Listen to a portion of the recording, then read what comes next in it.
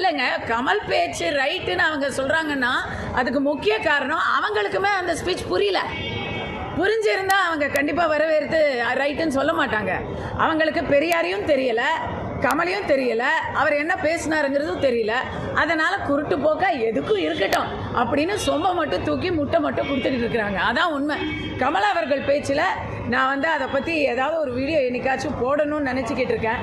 ஆரம்பமே அவர் பவதி பிக்ஷாந்தேஹி என்று தெலுங்கில் பிச்சை எடுத்த தியாகையர்னு சொல்லி தியாக பிரம்மத்தை அவமானப்படுத்தி தான் அவரோட ஸ்பீச்சை அவர் ஆரம்பிக்கிறாரு. தெலுங்கு பாஷையும் தெலுங்கு மொழியும் அவமானப்படுத்தி தான் அவர் ஸ்பீச் ஆரம்பிக்கிறாரு. ஆனால் இந்த கவர்மெண்ட்டில் பொய்யா கஸ்தூரி மேலே தெலுங்கு மக்களை பேசுனாங்கன்னு வழக்கு போட தெரியுது.